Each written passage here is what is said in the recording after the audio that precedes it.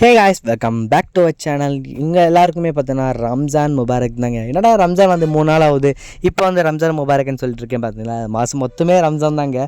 But நான் video லேட்டாக upload பண்ணிகிட்ருக்கேன், அவ்வளோதான் மேட்டரு. That's it.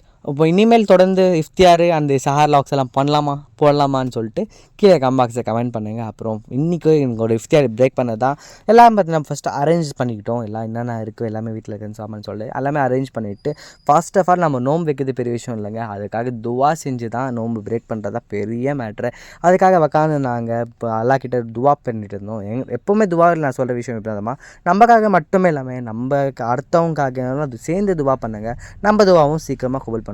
அதுக்கப்புறம் இஃப்தியாரோட டைம் ஆயிடுச்சு, பிரேக் பண்ண டைம் சொல்லிட்டு இஃப்தியார் பிரேக் பண்ண துவா படிச்சுட்டு பிறகு பிஸ்மில்லான்னு சொல்லிட்டு 2 பேச்சு பழம் சாப்பிட்டுட்டு ஒரு கிளாஸ் ஃபுல்லாக சில்லுன்னு தண்ணி குடித்தா அந்த ஃபீல் இருக்கும் பார்த்தீங்களா. அந்த வயிற்றுக்குள்ளே அப்படியே சில்லுன்ட்டு அந்த ஃபீல் யாருக்கெல்லாம் இந்த மாதிரி இருக்குன்னு சொல்லி கம்பாக்ஸில் கமெண்ட் பண்ணுங்கள். எனக்கு ஆனால் ரோஸ்ட்டாக எக்ஸ்பீரியன்ஸ் இருக்குது தான்.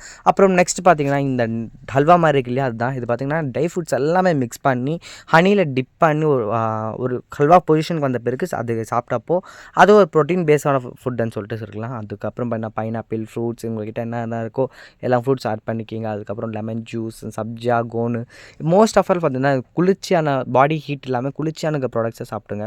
அப்புறம் ஆயில் ஃபுட்ஸ் அந்த ரொம்ப கம்மி பண்ணிக்கோங்க. நான் என்ன இன்றைக்கி பார்த்தீங்கன்னா ஒரே ஒரு பஜ்ஜி மட்டும் தான் ஆயில் ஃபுட்டாக எடுத்துருக்கோம், மிச்சம் எதுவுமே ஆயில் ஃபுட் கிடையாது. எல்லாமே பிரேக் பண்ணிட்டு ஃபைனல் டச்சாக அந்த நோம்பு கஞ்சிங்க. நோம்பு கஞ்சி குடித்தாதாங்க நம்மளுக்கு இந்த நோம்பு திறந்த ஃபீலே இருக்கும் இல்லையா. அந்த மாதிரி நீங்கள் யாருக்கெல்லாம் நோம்பு கஞ்சி கீழே பிடிக்கும்னு சொல்லி கமெண்ட் பாக்ஸ் கமெண்ட் பண்ணுங்கள். அப்போ அடுத்த வேலை சந்திக்கலாம்.